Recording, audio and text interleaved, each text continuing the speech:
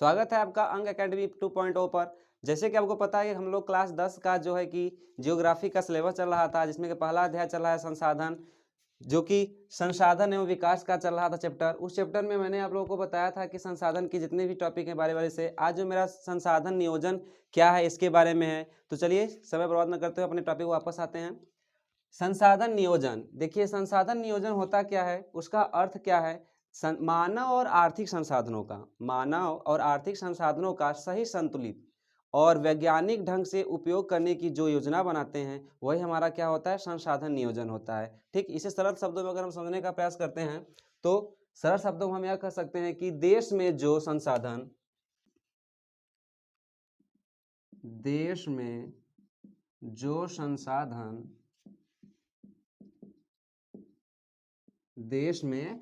संसाधन कहने का मतलब है कि देश में जो संसाधन हो। आपको पता है कि देश में जो संसाधन होंगे, जमीन हो सकता है, पानी हो सकता है, खनिज हो सकता है, पैसा भी हो सकता है। अगर इसको समझने के लिए हम कह सकते हैं कि खनिज, भूमि, पानी, जो भी देश के जो संसाधन हो, देश में जो संसाधन हमारा रहे, खनिज रहे, भूमि रहे, पानी रहे, ये सब जो चीजें रहें, उसका उपयोग जो होता हो, इसका या उसका उपयोग,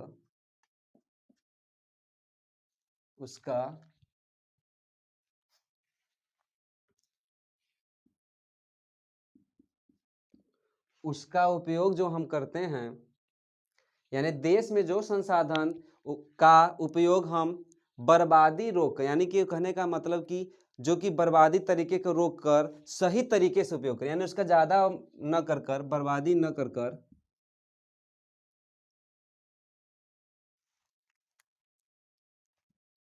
उसका उपयोग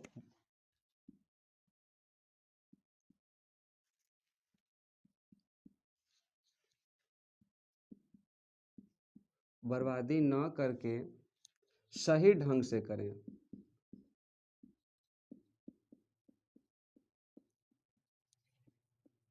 करें, संसाधन नियोजन कहलाता है। संसाधन नियोजन कहलाता है।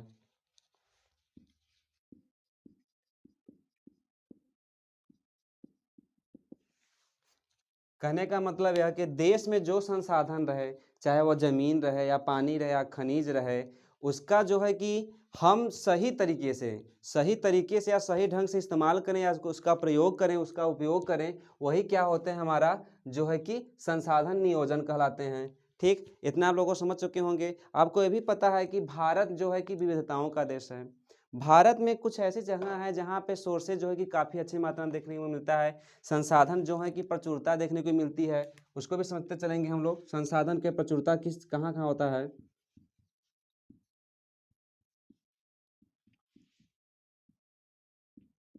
संसाधन की प्रचुरता, आपको पता है कि भारत जो है कि विविधताओं का देश है। जब भारत विविधताओं का देश है तो कुछ स्थान पे जहाँ पे जो कि संसाधन होते हैं वहाँ पे ज़्यादा प्रचुरता देखने को मिलती है। जैसे झारखंड हो गया, एमपी हो गया, छत्तीसगढ़ हो गया, इन सब प्रांतों पे खनिज जो पदार्थ हैं, खनिज पदार्थ और कोयले की प्रचुरता देखने को ज़्यादा मिलती है। यानी कि सोर्सेस ही हमारे जो हमके संसाधन ही हैं। तो हमारे संसाधन की प्रचुरता देखने को किस राज्य में मिलती है भारत में, देखा जाए तो मध्य प्रदेश या एमपी बोल सकते हैं इसको।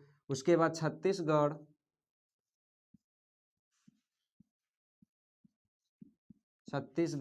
मध्य प्रदेश हो गए, छत्तीसगढ़ हो गए और झारखंड हो गए। ये सब जो है कि ये सब जो स्थान है या प्रांत है, यहाँ पे जो है कि खनिज पदार्थ यानी कि सोर्सेज जो है खनिज पदार्थ के,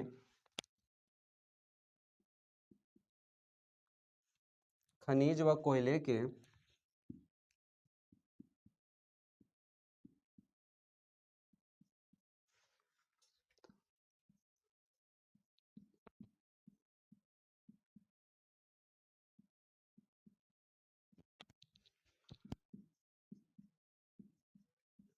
यानी आपका जो है कि बहुविकल्पी भी तैयार हो गया, लघु उत्तरी भी तैयार हो गया, होता चल रहा है इस समय कि हमारे जो है कि सबसे ज़्यादा मात्रा में प्रचुरता यानी खनिज पदार्थ या कोयले की भंडार सबसे ज़्यादा कहाँ है, तो आपको पता है झारखंड होगा, मध्य प्रदेश, छत्तीसगढ़ होंगे। यहाँ पे जो है कि खनिज पदार्थ की प्रांतों में खनिज पदार्थ की मात्रा अधिक है, यानी कि यहाँ जो सोर्सेस हैं हमारे सबसे ज़्यादा प्रचुरता देखने को मिलती है। ये रहे आपके जो है कि संसाधन नियोजन को हम सरल तरीके से भी समझें, और इसके बाद में प्रदेशों की भी देखें, क्योंकि भारत जो है कि विविधताओं का देश है। उसमें कहीं कहीं जो है मात्रा में ज़्यादा प्रचुरता देखने को मिलती है, कहीं पे कम देखने को मिलती है। जैसे राजस्थान को अगर देखेंगे तो राजस्थान में हमारे जो है कि जल के लिए, पानी के लिए बहुत दिक्कत होती है, बहुत किल्लत हो जाती है, यानी वहाँ पे जो सोर्सेस हैं जल के वो बहुत कम है। और स्थानों पे जहाँ पे देखा जाए तो ज़्यादा रहता है, जैसे कि देखिए इस प्रकार से है छत्तीसगढ़, एमपी, जहाँ पे कोयले की प्रचुरता देखने को मिलती है और प्रांतों में कम देखने को मिलती है हम लोगों को। ठीक, अब जो है आगे अगर हम देखा जाए तो भारत में संसाधन का नियोजन जो है, भारत में जो संसाधन के नियोजन है, उस भारत में संसाधन के नियोजन को किस प्रकार से रखते हैं, किस प्रकार से नहीं, यह काफ़ी इंपॉर्टेंट होने वाला है, इसे तो जरूर करिएगा, ये मोस्ट इंपॉर्टेंट है। हमारा जो है कि जियोग्राफी का चल रहा है पहला चैप्टर, संसाधन एवं विकास। उसमें मैंने आप लोगों को पहले बता दिया था, पहला वीडियो जो है कि आप लोग देख लेंगे तो आप लोग को आसानी समझ में आएगा क्या संसाधन क्या है क्या नहीं। हमारा जो है आज हम टॉपिक चला रहे हैं संसाधन नियोजन, या संसाधन को हम किस प्रकार से उसको सुरक्षित करते हैं, रखते हैं, उस प्रकार से चल रहा है। तो चलते हैं आगे। भारत में संसाधन नियोजन, भारत में जो संसाधन नियोजन है वह किस प्रकार से है।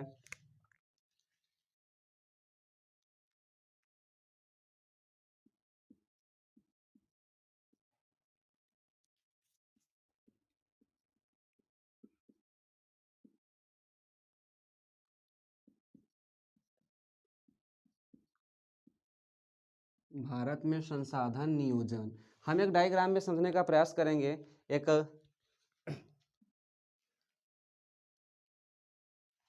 ठीक इसी से समझने का प्रयास करेंगे भारत में जो संसाधन नियोजन है किस प्रकार से है, किस प्रकार से नहीं है। अगर इसमें हम देखा जाए तो हमारे जो है कि 27%, अगर हम किसी को मान लेते हैं 27% जो है कि हमारा पठार हो गया, और यहाँ 43% जो है हमारा 43% जो मैदान हो गया,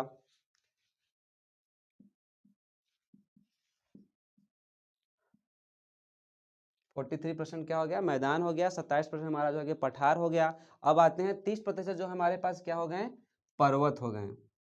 30% क्या हो गए, हमारे पर्वत हो गए। ये देखिए भारत में संसाधन नियोजन की बात हो रहा है। यहाँ पे 27% जो पठार हो गया, और 43% जो है कि 43% जो है मैदान हो गया, 30% हमारे पर्वतें हो गए। ठीक, अब चलते हैं समझने का प्रयास कर लेते हैं कि 27% जो पठार है, 43% में मैदान है, यह सब किस प्रकार से है क्या नहीं, इसमें हमको इंडिकेट कर देते हैं छोटा छोटा कर अभी से समझने का प्रयास करेंगे। जैसे मान लेते हैं हम 43% अगर देख लें, हमारा 43% क्या है, हमारा मैदान है। तो मैदान हमारा किस प्रकार से जो कि नियोजित करता है, जो कि भारत में संसाधन नियोजन करता है मैदान को। तो आपको पता होगा कि जो मैदान है वो उसमें किस प्रकार से खेती हो सकती है, यानी कृषि के लिए उपयोगी होते हैं, उद्योग के लिए उपयोगी हो सकते हैं, विकास के लिए जो कि यानी कृषि और उद्योग के विकास के लिए सुविधाजनक होते हैं। इस प्रकार से हम इंडिकेट इस प्रकार से कर दे रहे हैं, किसके लिए, कृषि के लिए, जो है उद्योग के लिए उपयोगी होता है। ठीक, यानी मैं शॉर्ट में बता दे रहा हूँ, इसे समझने का प्रयास करिए। यानी 40% जो कि हमारे यहाँ यानी कि पूरे भारत में जो है, यहाँ देखिए भारत की बात हो, जैसे भारत को अपने माइंड में रखिएगा कि भारत की जो है, भारत की पूरी जितनी क्षेत्रफल है उसका, उसमें से 43% जो है कि मैदान है। उसमें से मैदान में से इसका किसकी उपयोगी होती है, तो कृषि के लिए होता है, उद्योग के लिए होता है। उसी प्रकार से अब जो है कि हमारा 27% जो है पठार है। अगर हमारा 27% देखा जाए किस क्या है, पठार है, तो पठार का क्या उपयोग होता है हमारे लिए, वो भी इम्पोर्टेंट है। जैसे कि वो पता है कि पठार जो क्षेत्र होते हैं वो खनिज और जीवाश्म ईंधन और वनों के लिए बहुत प्रसिद्ध होते हैं। यानी हम कह सकते हैं कि वनों के लिए, वन के लिए, जीवाश्म के लिए, वनों के लिए, जीवाश्म के लिए उपयोगी होते हैं। ठीक, यानी अगर आप इसे समझ जाएंगे, अगर जो कि है हमारा ग्राफ, तो आसानी समझने का प्रयास करेंगे, और इसे इसे समझ जाएंगे तो आप लोग को हल करने में आसानी नहीं हो जाएगा। जो हमारा यह मैदान है 43%, इसमें किस लिए है, कृषि के लिए। ठीक, इसमें ही लिख दे रहा हूँ, आपकी सही रहेगा, कृषि के लिए, उद्योग के लिए। ठीक, और जो है कि 27% पठार है वन के लिए हो गया, जीवाश्म के लिए हो गया, खनिज के लिए हो गया। इसे इतना समझते रहेंगे तो आसानी से रहेगा, इसको लॉन्ग बनाया जा सकता है। जीवाश्म के लिए हो गया, खनिज के लिए हो गया, या इसके लिए क्या है, उपयोगी होते हैं। और जो हमारे पर्वत हैं, पर्वतें हैं, जाहिर सी बात है पर्वतें हैं, इसका भी कुछ न कुछ उपयोग होगा ही, क्योंकि हमारे संसाधन हैं जो हमारी आवश्यकताओं की पूर्ति कर दें।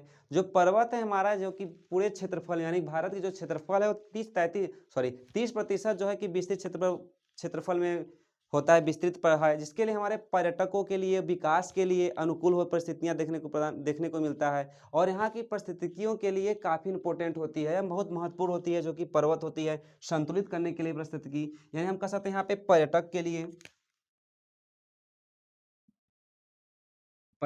लिए और के लिए बहुत ज़्यादा इंपॉर्टेंट होते हैं पर्वतें। और इसमें जो है कि हमें परिस्थितियाँ प्रदान करती हैं, और यहाँ तक कि परिस्थितिकी के लिए बहुत इंपॉर्टेंट होती हैं पर्वतें। यानी यहाँ पे जो है कि इसमें हम भारत के संसाधन के नियोजन के बारे में समझें कि कितना प्रतिशत क्या क्या है, जैसे कि मैंने आपको पहले बता दिए। ठीक, इसे नोट थोड़ा समझ लीजिएगा, एक नोट है जो कि काफ़ी इंपॉर्टेंट है। अगर आप इसे समझेंगे तो यह 2000 का नोट नहीं रहेगा, क्योंकि वो तो बंद हो चुका है। तो यहाँ पे नोट जरूर कर लीजिएगा इसे। नोट काफ़ी इंपॉर्टेंट रहेगा, जैसे कि इंपॉर्टेंट चीज़ों के लेकर। भूमि एक महत्वपूर्ण संसाधन है, आपको पता है, जो कि भारत में सबसे ज़्यादा इंपॉर्टेंट किस चीज़ है, भूमि की। भूमि जो है, क्यों मनुष्यों के लिए भूमि क्यों इंपॉर्टेंट है, क्योंकि मनुष्यों को रहना वहीं पर है, सब कुछ वहीं पर करना है, इन जितनी भी अपनी गतिविधियां हैं सारा के सारा चीज़ें उसी पे होती है, भूमि पर। इसीलिए भूमि एक महत्वपूर्ण संसाधन है, क्योंकि भूमि पर रहकर ही मनुष्य जो है कि अपनी आवश्यकताओं की पूर्ति करता है, जाहिर सी बात है। इसलिए जो कि भूमि है वो काफ़ी इंपॉर्टेंट होता है, भारत में हो या कहीं भी हो, यानी संसाधन के मामले में भूमि जो है कि सबसे ज़्यादा महत्वपूर्ण संसाधन है। ठीक, यही चीज़ें हैं जो कि इसे लिख लीजिएगा आप लोग, मैं बोल दिया खुद ही। अब आते हैं भूमि का उपयोग, क्यों, क्योंकि भूमि हमारी आवश्यकताओं की पूर्ति के लिए बहुत ही आवश्यक है। तो हमारा अगला जो हेडिंग रहेगा वो रहेगा भूमि। पिछला क्लास अगर नहीं देखे होंगे तो उसे देख लीजिएगा, क्योंकि उसे देखेंगे ही तभी समझ में आएगा कि अब प्राकृतिक संसाधन क्या है, और उसके बाद में मानवीय संसाधन क्या है। यह सब संसाधन जानते रहेंगे तो ठीक रहेगा, तो आसानी से अगला क्लास हमको आसानी होगी समझने में, इसे भी समझते रहेगा। अब आते हैं हम भूमि के प्रयोग, भूमि का प्रयोग।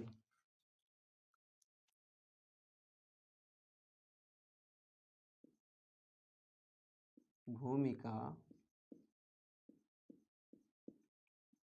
प्रयोग, भूमि का प्रयोग। तो आपको पता है कि जो भूमि है, भूमि के बिना मानव का अस्तित्व थोड़ा मुश्किल हो जाता है, क्योंकि यह सबसे बड़ा संसाधन है। तो भूमि का उपयोग जो हम सबसे पहले किस में देखने को मिलता है, जाहिर सी बात है आप लोगों के भी प्रश्न में होगा कि जो कि भूमि का उपयोग हम कृषि के लिए करते हैं, कृषि के लिए हो गया, उसके आवास के लिए हो गया, आवास के लिए। तीसरा जो हमारा उसका उपयोग है वो खनन के लिए हो गया, उद्योग के लिए हो जाएगा, खनन। चौथा जो है हमारा उद्योग, यानी भूमि का कितना महत्व है आप इसे अंदाजा लगा सकते हैं कि भूमि कितना इंपॉर्टेंट है। खनिज के लिए है, कृषि के लिए है, खनन के लिए है, उद्योग के लिए है, यहाँ तक कि चारागाहों के लिए भी है। आपने क्लास 9th में चारागाह का चैप्टर जो पढ़ा होगा उसमें भी समझने का प्रयास करते हैं कि वह कितना संसाधन, कितना इंपॉर्टेंट संसाधन है। ठीक, यह रहा भूमि का प्रयोग। कृषि के लिए, कृषि के अंतर्गत आपको पता है कि हमें फसलें जो है कि आगे हम पढ़ेंगे भी, क्योंकि चैप्टर में काफ़ी अच्छी है, कृषि है, उसकी भूमि है, मिट्टी है, इसके बारे में हम आगे चर्चा करेंगे तब तक। लेकिन इतना समझते रहिए अब तक। अब का जो है आवास हो गया, आवास क्या है आपको पता है, रहने के लिए। उद्योग भी पता है, खनन भी पता है क्या है, जो कि खनिज पदार्थों को खोद कर निकाल जाते हैं। यह सब चीज़ें कहाँ से मिलती है, हमारे खनिज पदार्थों से यानी भूमि से ही मिलती है। इसलिए जो है कि कहा जाता है कि मानव के लिए सबसे ज़्यादा इंपॉर्टेंट जो चीज़ें हैं वह भूमि ही संसाधन है, यानी भूमि जो है कि एक महत्वपूर्ण संसाधन में से एक है। तब हम आगे देखेंगे अभी जो है कि भूमि के जो उपयोग को प्रभावित करने वाले कारक जो हैं, भूमि के जो है हमारे उपयोग को प्रभावित करने वाले कारक। सबसे पहला जो कारक है वह कारक है हमारा भौतिक कारण, दूसरा कारण है आर्थिक या सामाजिक कारण। तो मैं सबसे पहले जो है कि भौतिक कारक को समझने का प्रयास करेंगे। भौतिक कारक क्या होते हैं, उसमें क्या क्या आते हैं उसका प्रयोग करने, यानी कि उसकी जो कि प्रभावित करने वाले कारक हैं। तो सबसे पहले देखिएगा जो कि भौतिक कारक में हमारा जो है भूमि का ढाल है, जिसकी वजह से यानी प्राकृतिक में जो है हमारी जो भूमि होती है वह कहीं ऊबड़-खाबड़ होती है, कहीं मैदाने होते हैं, कहीं ढलानू वाली होती है। तो उसमें क्या असुविधा हो सकती है, क्या कारक होते हैं जो कि उसको उसके प्रभावित करते हैं कारक में? तो आपको पता है कि भूमि के जो ढाल होते हैं उसमें कृषि कार्य में असुविधा होती है।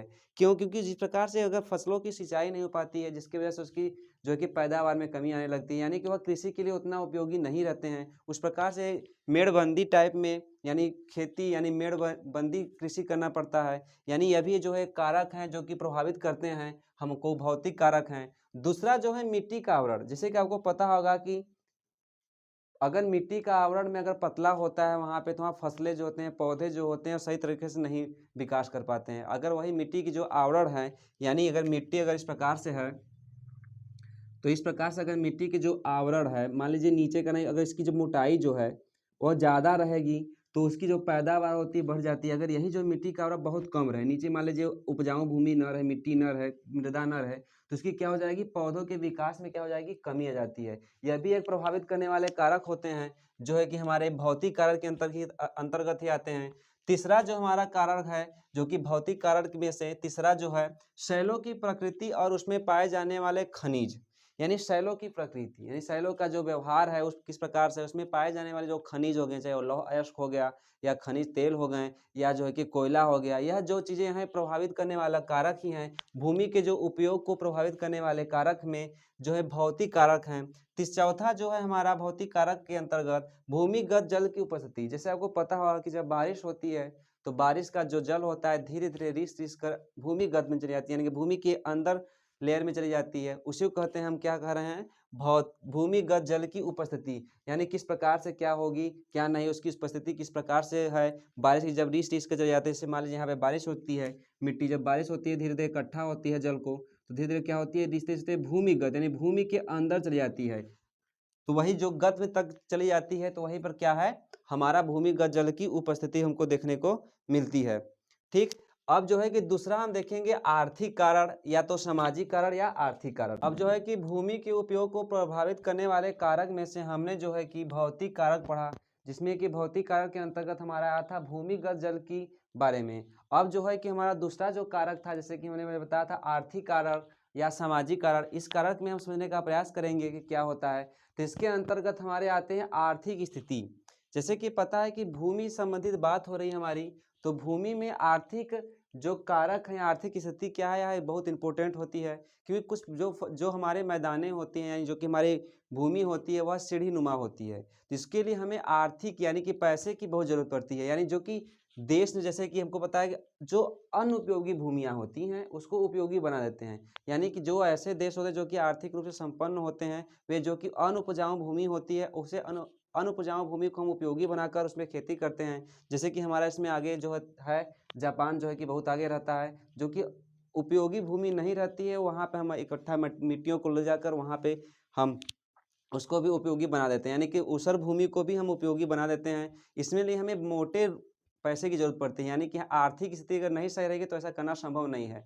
इसीलिए जो है कि जापान इसमें बहुत ज़्यादा मात्रा में देखने को मिलता है, ज़्यादा इसमें एक्टिव रहता है आर्थिक स्थिति को लेकर इसमें। और दूसरा देखा जाए तो सामाजिक व्यवस्था। सामाजिक व्यवस्था किसी भी भूमि को उपयोगी बनाने के लिए बहुत इंपॉर्टेंट होती है। सामाजिक व्यवस्था का वहाँ का सही रहेगा तो ही उपयोगी भूमि बनाई जा सकती है, अन्यथा नहीं। जैसे कि आपको पता है कि अफ्रीका जो देश है वहाँ पे जो है कि ऊसर भूमि अधिक देखने को मिलती है, तो वहाँ की सामाजिक जो है, वहाँ पे जो सोशल चीज़ें हैं, सामाजिक जो स्थितियाँ हैं, वहाँ की व्यवस्था जो है, उस प्रकार से भूमि को हम सही ढंग से उसका उपयोग कर लेते हैं। किसी भी भूमि का उपयोग वहाँ की सामाजिक स्थिति पर काफ़ी बहुत प्रभाव डालता है। ठीक।